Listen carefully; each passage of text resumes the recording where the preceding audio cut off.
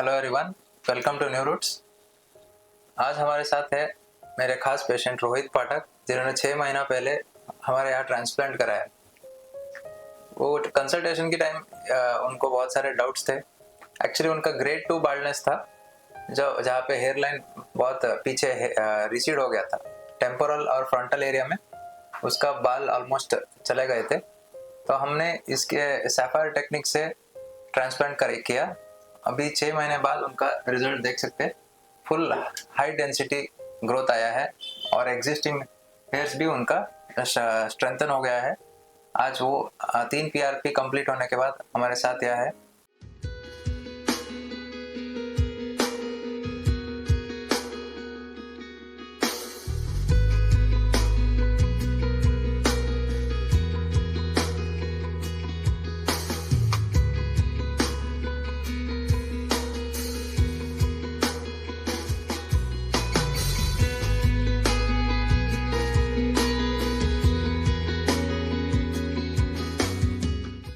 Hello Rohit, कैसे हो? Hi sir, अच्छा हूँ। आप बताइए, आपका एक्सपीरियंस कैसा रहा? और पूरा सर्जरी बहुत अच्छे तरीके से हुआ। मैं खेलते हुए हंसते हुए घर गया वापस अपने, और फिर नेक्स्ट डे वापस आया। उन्होंने मेरी जो स्टिचिंग पीछे की थी वो रिमूव हुई, और उसके बाद से पूरी जर्नी बहुत अच्छी है। 3 महीने तक शेडिंग हुआ, फिर धीरे धीरे ग्रोथ आना चालू हुआ, और अभी मेरा 6 महीना हो गया और मैं बहुत हैप्पी हूँ इस ग्रोथ से। और मे बी मेरा 90% रिजल्ट आ गया, 10% मे बी और आएगा, तो I am happy with this. ऐसे बहुत सारे डाउट्स रहते हैं कि अगर हेयर ट्रांसप्लांट किया तो आइस को कुछ हो जाता है क्या, क्योंकि सबको लगता है आइस वेरी क्लोज है, इट इज सेकंड ब्रेन बोलते हैं, और ब्रेन को कुछ डैमेज होता है। ये सब सारे मिथ्स है। हेयर ट्रांसप्लांट में we only deal with the upper layer of the skin.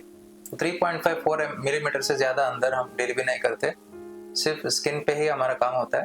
हमने सिर्फ आपका बाल का रीअरेंज कर दिया, जो पीछे का बाल है वहाँ से हमने एक्सट्रैक्ट करके जहाँ पे बाल चाहिए वहाँ पे हमने शिफ्ट किया, but at a very high skill से हम उसको बिना रूट डैमेज किए फ्रंट में डालते हैं। तो इससे आपका कोई लॉन्ग टर्म साइड इफेक्ट्स नहीं होता है, आइस को कोई प्रॉब्लम नहीं होता है, ना नंबर चेंज होता है, ना ब्रेन को भी कुछ असर होता है। देख सकते हो 6 महीने बाद is fail healthy and fit and always smiling. Very enthusiastic patient थे हमारे। तो ऐसे ही हमारे पास बहुत सारे हैप्पी पेशेंट्स हैं। Yes sir, even I am very happy with the results. And मैं अपने दोस्तों को भी सजेस्ट करता हूँ कि अगर उनको ट्रांसप्लांट करना हो तो यहीं से कर लें, बिकॉज एक डायलेमा होता है कि हम ट्रांसप्लांट कराएं कहाँ से। और बहुत लोग काम पे होते हैं, जॉब करते होते हैं, उनके पास टाइम नहीं होता कि वो सैटरडे संडे निकल के ढूंढे कि कौन से क्लिनिक पे जाए, और उतना टाइम नहीं होता। तो लोग ज़्यादातर यही ट्राई करते हैं कि कोई उनके जान पहचान का कराया होता है तो उनके रिकमेंडेशन में ही जाते हैं। तो ये बेटर हो गया कि जो मेरे दोस्त ने कराया था उसने बेस्ट जगह से कराई थी, इसलिए मेरा रिजल्ट अच्छा आ गया और मुझे कोई पेन नहीं हुआ। कभी कभी ऐसा होता है कि किसी ने कराया हो कहीं से और उनका रिकमेंडेशन तो सही नहीं हो, तो मैं तो यही सजेस्ट करूंगा कि आप न्यू रूट से ही करा लें। बिकॉज जो डर मेरे मन में था, जो चीज़ें मेरे मन में थी, यहाँ आके पूरी खत्म हो गई, और I am very happy with results.